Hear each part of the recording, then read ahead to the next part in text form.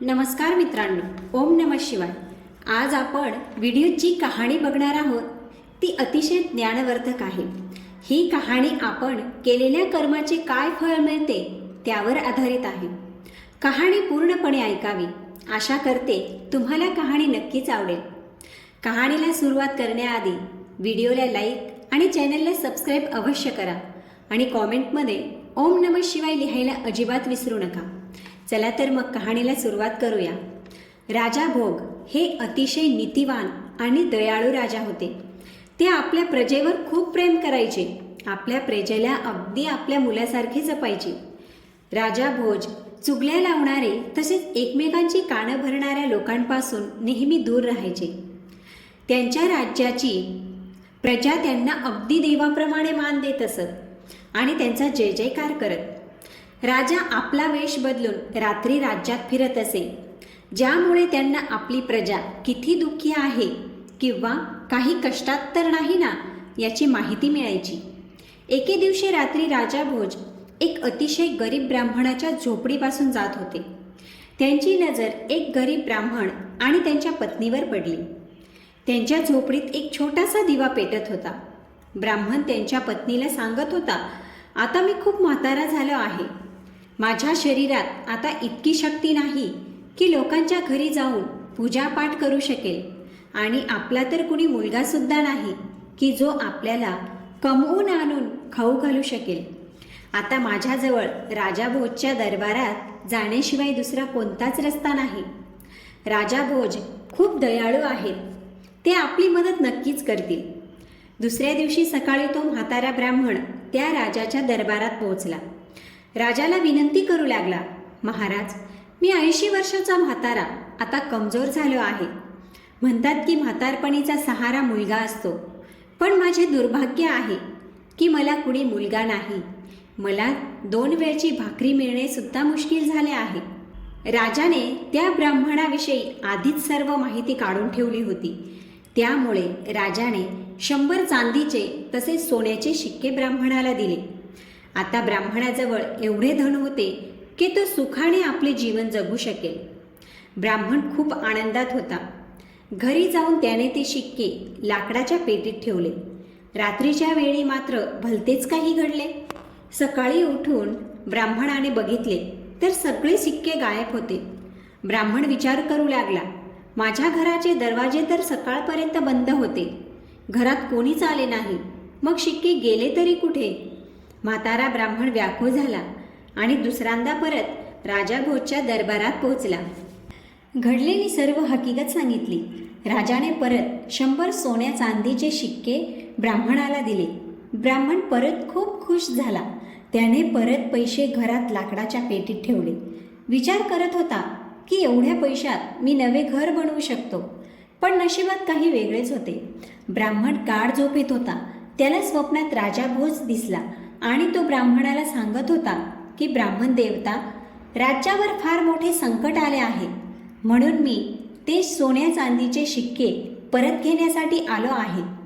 ब्राह्मणाने खुशी खुशी ते शिक्के राजाला परत दिले आणि सकाळी उठून ब्राह्मणाने बघितले तर आज पण सगळे पैसे गायब होते. ब्राह्मणाला काही कळत नव्हते की स्वप्नात परत दिलेले पैसे कसे गायब झाले.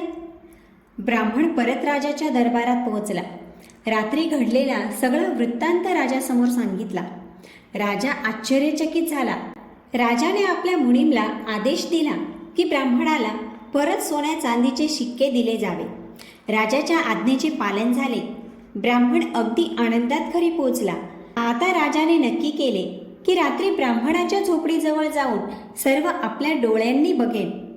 रात्री राजा जेव्हा ब्राह्मणाच्या झोपडीजवळ पोहोचला तेव्हा रात्रीच्या 3ऱ्या प्रहरी ही घटना घडली आणि ते बघून राजा हैराण झाला. राजाच्या पायाखालची जमीनच सरकली. राजाने बघितले की हुबेहूब राजासारखा दिसणारा व्यक्ती ब्राह्मणाच्या झोपडीत घुसून ते शिक्के परत मागत आहे. राजाने हे बघितल्यावर त्याच्याने राहावले नाही आणि त्या व्यक्तीजवळ जाऊन पोहोचले जो राजासारखा दिसत होता. ब्राह्मणाचे धन मागून त्याला दुःखी का करत आहात? तुम्ही राजा नाही, राजा तर मी आहे. असे करून तुम्ही ब्राह्मणाला दुःखी आणि मला बदनाम का करत आहात असे राजाने त्या व्यक्तीला सांगितले. तेव्हा तो म्हणाला, राजन, तुम्हाला माहीत नाही का, गरीब ब्राह्मण आपल्या कर्माचे फळ भोगत आहे. याचे धन एकतर गायब होईल, नाहीतर त्याने बनवलेले घर पडून उद्ध्वस्त होईल. या पैशाचा उपयोग तो नाही करू शकत, कारण सुख त्याच्या नशिबात नाही. राजन, प्रत्येक व्यक्तीला त्याच्या कर्माचे फळ मिळते. ह्या ब्राह्मणाला निर्धनता त्याच्या पूर्वजन्मीच्या कर्मामुळे मिळाली आहे. राजा भोज म्हणाला, यात तर काहीच शंका नाही, पण मी तुम्हाला विनंती करतो की याला कुठलीच शिक्षा देऊ नये. याच्या करणीचा दंड मी भोगायला तयार आहे. राजाने खूप विनंती केली. तेव्हा राजाच्या वेशातील तो व्यक्ती म्हणाला, राजन, व्यक्तीला कर्माची शिक्षा तर मिळतच असते. मनुष्य आपल्या भाग्याचा तसेच कर्माचा गुलाम असतो. तुलासुद्धा तुझ्या कर्माचे भोग भोगावेच लागतील. ह्या जगात प्रत्येकालाच निसर्गाबरोबर लढावे लागते. निसर्गच व्यक्तीला चांगले वाईट वेळ देत असतो. कर्माचे खेळ फार विचित्र आहेत. एवढे बोलून राजाचा बहुरूपी गायब झाला. एके दिवशी राजा घोड्यावर बसून जंगलात शिकार करण्यासाठी निघून गेला. राजाबरोबर काही सैनिक होते. दिवसभर शिकार शोधत शोधत ते आपल्या राज्याच्या वेशीवर पोहोचले. राजाचे शिपाई मात्र मागे राहिले होते. त्याच वेळी त्या घोड्याने मोठ्या दरीत उडी मारली. राजाला खूप जखमा झाल्यामुळे तो पूर्णपणे रक्तबंबाळ झाला आणि तो बेशुद्ध पडला. राजाला जेव्हा शुद्ध आले तेव्हा त्याने बघितले की तो शेजारील राज्याच्या कैदेत होता. शिपाई म्हणाले, तू कोण आहेस? इथे कसा आला? राजा बोलू शकत नसल्याने तो गप्प होता. यावर शिपायांना वाटले की हा नक्की आपला शत्रू आहे. त्यामुळे त्या शिपायांनी त्याला मारहाण करून सुनसान जागेवर फेकून दिले. त्याच वेळी शेजारच्या गावात राहणारा गंगू तेली तेथून जात होता. त्याची नजर राजावर पडली. तो जखमी राजाला उचलून घरी घेऊन गेला. राजाच्या नशिबाने त्याला गंगू तेलीच्या घरी पाठवून दिले. गंगू तेलीने राजाची चांगली सेवा केली. त्याचा इलाज केला. राजाला जेव्हा शुद्ध आले तेव्हा त्याने आपल्या जीव वाचवणाऱ्याला बघितले, पण तो त्या व्यक्तीचे आभार पण मानू शकत नव्हता, कारण त्याची वाचा बंद झाली होती. गंगू तेली राजाला बघून समजला की तो कुणीतरी कुलीन व्यक्ती आहे, नशिबाचे भोग भोगत आहे, म्हणून त्याला शत्रू समजून मारहाण करण्यात आली असावी. काही दिवसातच राजा भोज पूर्णपणे स्वस्थ झाले. राजा भोज समजून गेला की सत्य समजल्यावर या राज्याचा राजा त्याला शत्रू समजून कारागृहात टाकेल, म्हणून राजा गप्प राहिला. गंगू तेलीने राजाला तेल पिळण्याचे काम दिले आणि राजाने ते लगेच स्वीकार केले. गंगू तेली स्वतः घाण्याचा बैल बनत होता. पण म्हणतात ना, हिरा कोळशातही चमकतो, तसेच गंगू तेलीने राजाचे मजबूत हात, चवडी छाती, चमकदार मस्तक हे सगळं बघून अंदाज लावला की हा कोणी सामान्य व्यक्ती नाही. राजा भोज त्या व्यक्तीचे उपकार फेडायचे म्हणत होता. म्हणून पूर्णपणे चांगले झाल्यावर सुद्धा राजाने आपले गुपित तसेच ठेवले. राजाला गाणे म्हणणे खूप आवडायचे, म्हणून एके दिवशी राजा गाणे गुणगुणत होता आणि तेल घ्यायला येणाऱ्या लोकांनी ते ऐकले. त्यांना राजाचा मधुर आवाज अतिशय आवडला. राजा एखादे गाणे म्हणायचा तेव्हा गंगू तेली तसेच तेथे तेल घ्यायला येणारे लोक गाण्याचा आनंद घ्यायचे. त्या राज्याचा राजा खूप मोठा संगीतप्रेमी होता. त्यांची राजकुमारी सुद्धा संगीत शिकत होती. त्या राजाच्या राज्यात गाणे आणि नृत्य व्हायचे आणि गाणाऱ्यांना बक्षीस दिले जात असे. त्या राज्यात संगीताचे भव्य आयोजन करण्यात आले होते. सर्वोत्तम संगीतकाराची निवड केली जात होती. गंगू तेलीने कसे तरी राजा भोजला तयार केले आणि राजा भोज आपल्या मालकाबरोबर म्हणजेच गंगू तेलीबरोबर त्या दरबारात पोहोचले. राजा भोज सामान्य वस्त्रात होते, पण त्यांच्या शरीरातून तेज दिसत होते. दरबारात प्रत्येकाच्या चेहऱ्यावर हर्ष आणि उल्हास होता. मोठमोठे संगीतकार तेथे उपस्थित होते. सगळ्यांनी आपले गाणे ऐकवले, पण राजाची मुलगी वसुंधरा अजूनही सर्वश्रेष्ठ गायिकाच्या शोधात होती. एका कोपऱ्यात बसलेल्या गंगूतेलीने राजा भोजकडे गाणे म्हणण्यासाठी इशारा केला. राजा भोज उभा राहून मंचाकडे चालायला लागला.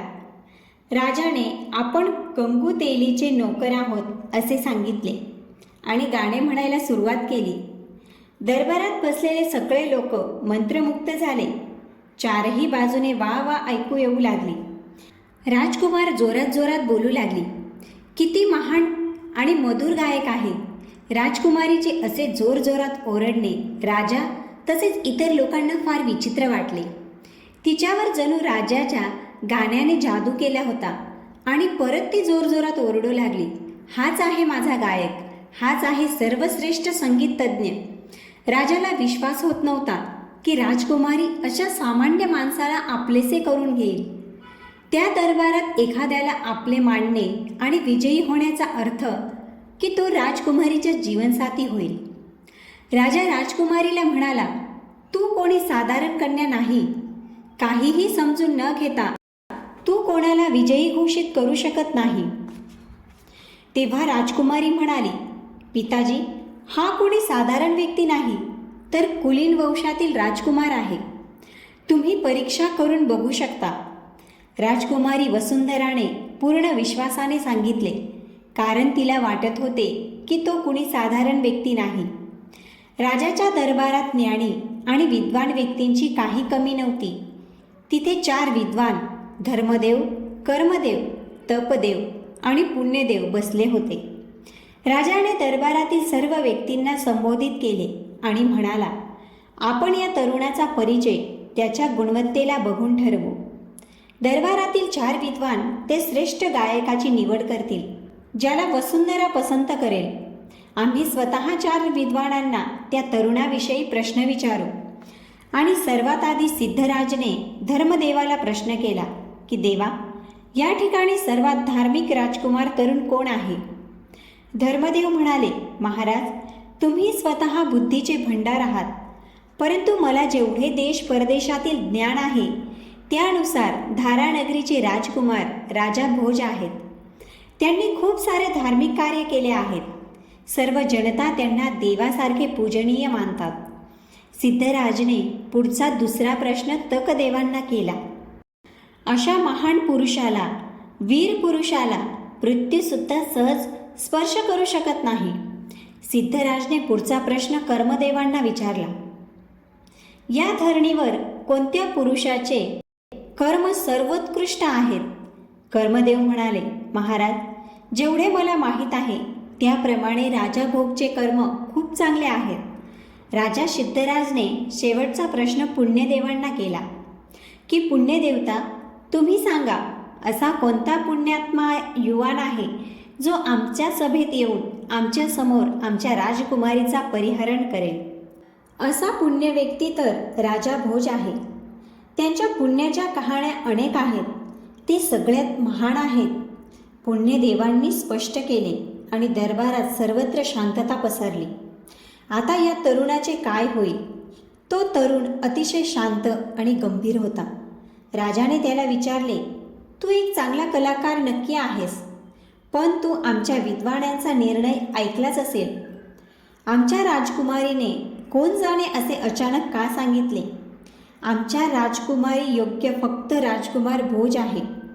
आमच्या विद्वानांना सांगण्यानुसार राजा भोजमध्ये कर्म, धर्म, तप आणि पुण्य 4ही गुण आहेत.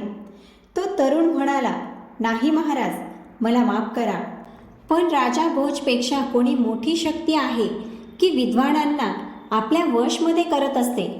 राजा सिद्धराज क्रोधित होऊन म्हणाले, तू आमच्या विद्वानांचा अपमान करत आहेस का? धर्म, कर्म, तप आणि पुण्यापेक्षा सुद्धा कोणी मोठी शक्ती आहे? कदाचित तुला माहीत नाही की आमच्या विद्वानांचा अपमान करण्याची शिक्षा काय आहे. तो तरुण म्हणाला, महाराज, शिक्षा तर वाईट कामांची मिळते, खरे बोलण्याची नाही. खरे बोलल्यावर तर बक्षीस मिळते. त्याचे बोलणे ऐकून दरबारातील लोक हसू लागले. राजा सिद्धराज म्हणाला, कसले बक्षीस? तरुण म्हणाला, महाराज, धर्म, कर्म, तप आणि पुण्यापेक्षा मोठी शक्ती आहे पूर्वभाग्य. राजा भोज या सर्व गोष्टींनी परिपूर्ण असूनही इकडे तिकडे भटकत आहे. पण नशीब फार प्रबल आहे. जे नशिबात आहे त्याला कोणीच टाळू शकत नाही. राजा सिद्धराज म्हणाले, मग काय तूच राजा भोज आहेस? तरुण म्हणाला, हो महाराज, मीच आहे राजा भोज. हा सर्व नशिबाचा खेळ आहे. आज मी तुमच्या दरबारात उभा आहे. राजा भोजने त्या ब्राह्मणाची सर्व हकीकत सांगितली.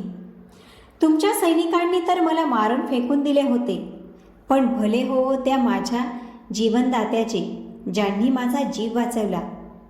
मी त्यांनाही माझी ओळख दिली नाही आणि आहे त्या परिस्थितीचा स्वीकार केला. सर्व दरबारात आनंदाचे वातावरण पसरले. पूर्ण सभेत राजा भोजचा जय जयकार सुरू झाला आणि राजकुमारी वसुंधराने राजकुमारच्या गळ्यात जयमाळा घातली आणि त्याच्याबरोबर विवाह केला. राजा भोजचा विवाह पूर्ण विधीपूर्वक करण्यात आला. मित्रांनो, त्या क्षणी नसीब राजा भोजच्या सोबत होते. सर्वांच्या तोंडात राजा भोजचे नाव होते. कुठे राजा भोज आणि कुठे गंगूतेली. मित्रांनो, जर कहाणी आवडली असेल तर कॉमेंटमध्ये ओम नमः शिवाय अवश्य लिहा.